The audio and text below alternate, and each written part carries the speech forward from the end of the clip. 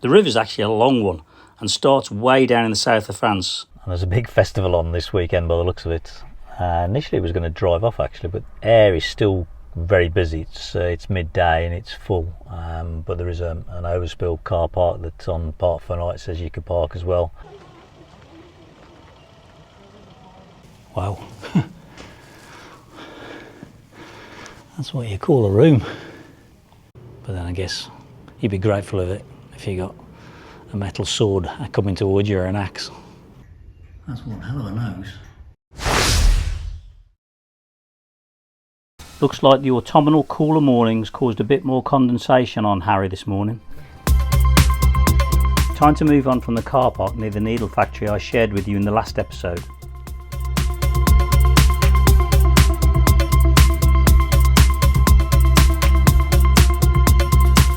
It's always a good use of time when we seek out a service point to dump waste to assess if it would have been a good stopover place for the next getaway in the area. As it turned out, this one would have been, as it was quietly tucked away in a residential area.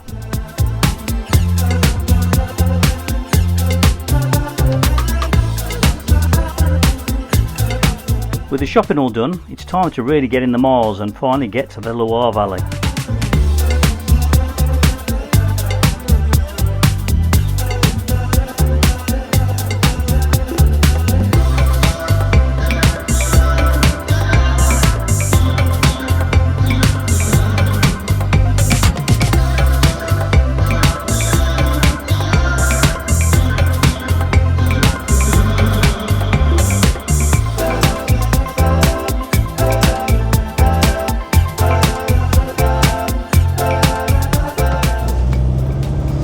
First time we've had a bit of traffic.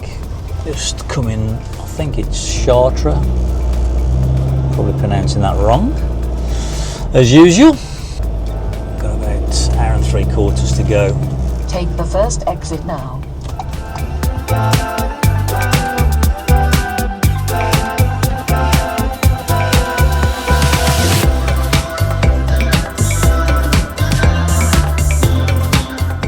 I really like their tree-lined roads, I have to say. It does make the journey a bit more pleasant. The river's actually a long one and starts way down in the south of France, but I'm joining it at the midpoint. The plan is to head west from here, hopefully reaching the coast.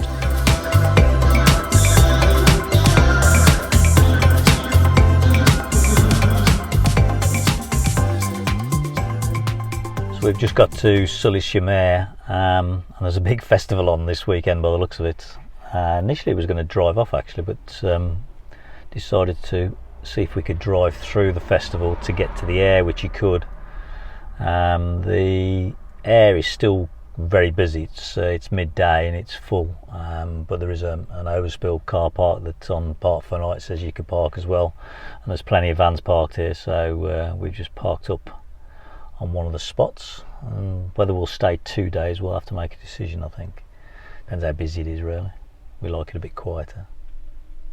That's not a bad little feast, is it?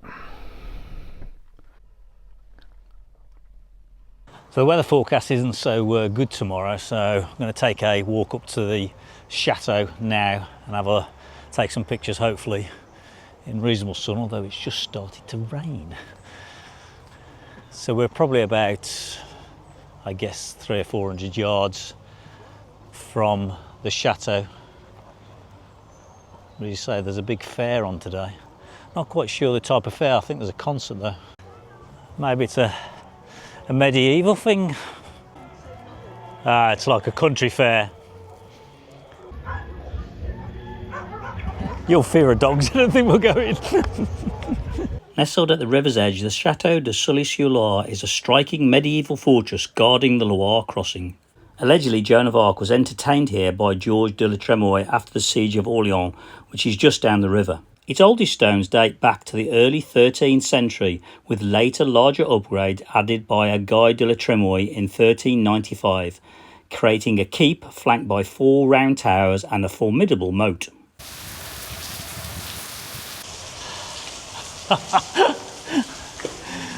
And I am soaked. Maximilian de Bethune, who was the Duke of Sully and finance minister to King Henry IV, turned this fortress into a power centre, even installing a printing press inside to publish his reforms. So this was the great low hall where the servants would be. So this tapestry was woven in the 17th century in Paris. They both depict the god Pan, apparently. That was the first Duke of Sully. The castle was a seat for royalty at one place, but also a place for refuge, I guess, in times of trouble. Actually, the famous young King Louis XIV, Henry IV's grandson, actually sought refuge in the castle during the parliamentary and noble revolts in 1652. Wow. That's what you call a room.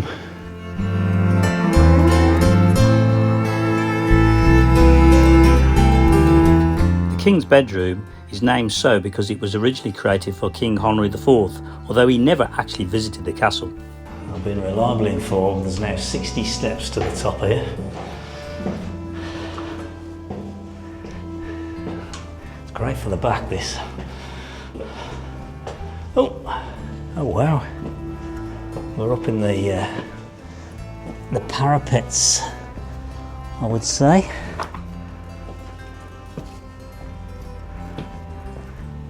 I guess this is where they used to maybe shoot down, or maybe it was the toilets, I don't know. What was I? It was a rampart walk. It's 15 metres high around the top of the keep. It gave guards a surrounding view of the area.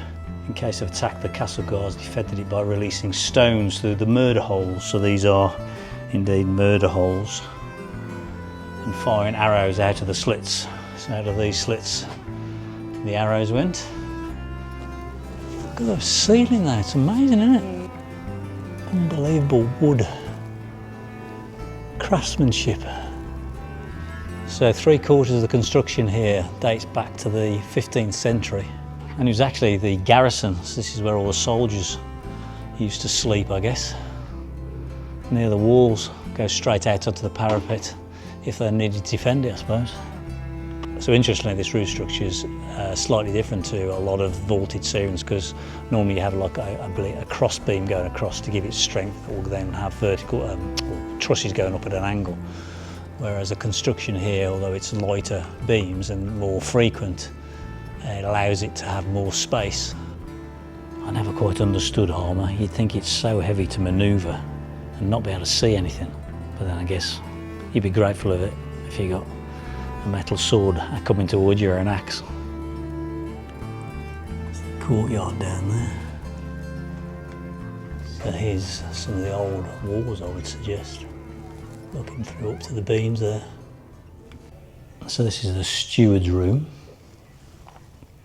It was renovated in 2007, so it's relatively new to be renovated, and it would have been how it was used in the early 20th century. A lot of the furniture is 18th and 19th century furniture. The clock is the second half of the 18th century. It was actually made by the watchmaker for the king. And it's still ticking away.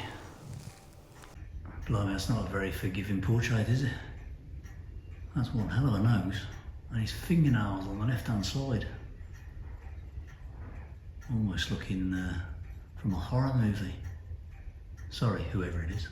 So this is the Psyche's bedroom, which I believe refers to the tapestry in the background.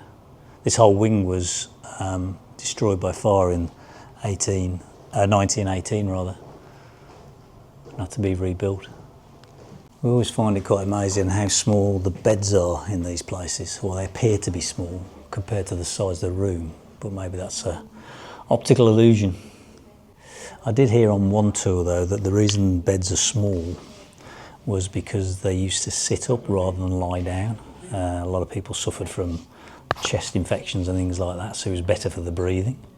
How true that is, I don't know. If you know, let me know.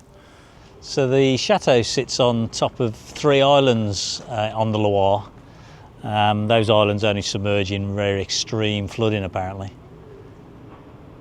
But it's quite a big building, I have to say. The ceilings are really impressive, very high ceilings. That was €8 each to get in, so it was €16. Again, yeah, it's not a lot of cost to get into these places. And there wasn't that many people around, despite the big festival being on. It was actually quite deserted in there. So we've come out to sun, so it looks a bit different in the sun, I have to say. Pops a bit more, better pictures, that's for certain.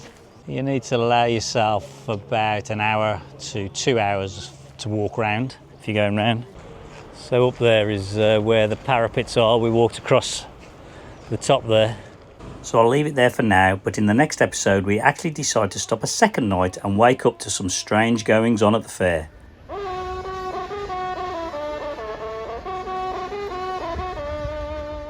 Thank you for watching the episode, and if you've enjoyed it, click that like button whilst I cook and serve the tea as the Loire Valley adventure begins at this first park up.